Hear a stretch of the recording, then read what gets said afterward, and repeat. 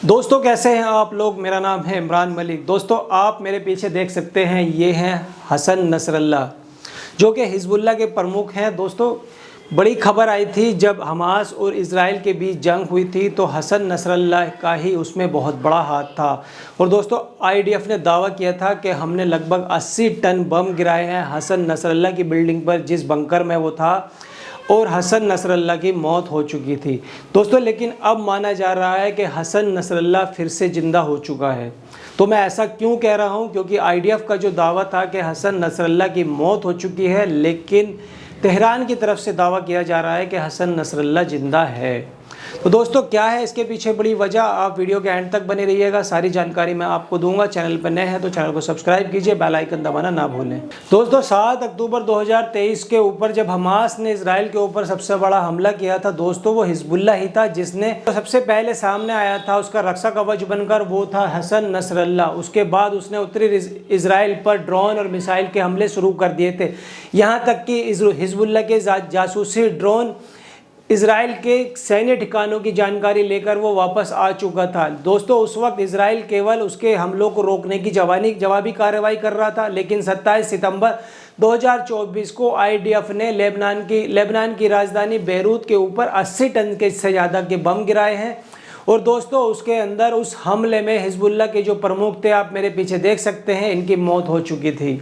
तो दोस्तों इसके बाद आईडीएफ ने नसरल्ला के उत्तराधिकारी सईद नासिम हाफी को मार गिराया था। 1 अक्टूबर 2024 को ज़मीनी हमला करते हुए लेबनान के अंदर घुस चुकी थी पूरी तरीके से। और दोस्तों 27 नवंबर 2024 को इजराइल और हिजबुल्लाह के बीच में युद्ध विराम समझौता दोस्तों लागू हो चुका था, जो कि 60 दिन का युद्ध विराम समझौता था, जो कि अमेरिका और कतर की मध्यस्थता के थ्रू माना जा रहा है कि किया गया था। दोस्तों हालांकि युद्ध रुकने के बाद ये नहीं पता चला था कि नसरुल्लाह और सैफुद्दीन का अंतिम संस्कार किया गया है या फिर नहीं किया गया है। दोस्तों उस वक्त हिजबुल्लाह ने कहा था कि हमने हिजबुल्लाह का अंतिम संस्कार कर दिया है, लेकिन दोस्तों अब हिजबुल्लाह प्रमुख शेख नईम कासिम ने एक दोस्तों बहुत बड़ा ऐलान कर दिया है।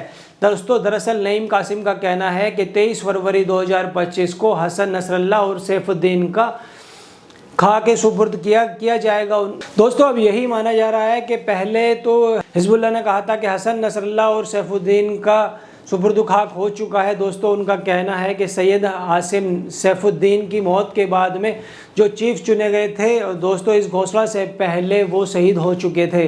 दोस्तों इस सब के बीच के अंदर जो बड़ी बात यह है कि हिजबुल्लाह प्रमुख ने इस अंतिम संस्कार जो समारोह है उसके लिए अपनी अपनी प्रक्रिया पर कायम है। उन्होंने कड़ा प्रतिरोध भी किया है। कासिम का कहना है कि नसरल्ला और हासिम सैफुद्दीन के अंतिम संस्कार वाले दिन हमने इस नारे को चुन लिया है। कासिम का कहना है कि इजराइल के मौजूदा युद्ध विराम के बावजूद भी उनकी जो सेना है वो वहां पर अड़ी हुई है और उसके लिए हम पूरी तरीके से जवाब देने में प्रतिबद्ध है। दोस्तों लेबनानी सरकार को मध्यस्थता के जरिए इजराइल सरकार पर दबाव बनाना चाहिए ताकि इजराइल युद्ध विराम समझौते का उल्लंघन कर रहा है उसको वो ना करे। दोस्तों कासिम का ये भी कहना है ये केवल ये समझौता है और इसका उल्लंघन भी है, बल्कि शुरुआती कार्रवाई के रूप में इसका जो जवाब है वो अच्छी तरीके से दिया भी जाना चाहिए और हमारी तरफ से उसका जवाब भी दिया जाएगा। दोस्तों नईम कासिम का ये भी कहना है कि अमेरिका को अपना वादा पूरा करना चाहिए, क्योंकि वो इजराइल के साथ डायरेक्ट संपर्क में है। अमेरिका को इजराइल के साथ उसके ऊपर दबाव डालना चाहिए और समझौते को अपनी तरीके से पूरी तरीके से उसको लागू करना चाहिए।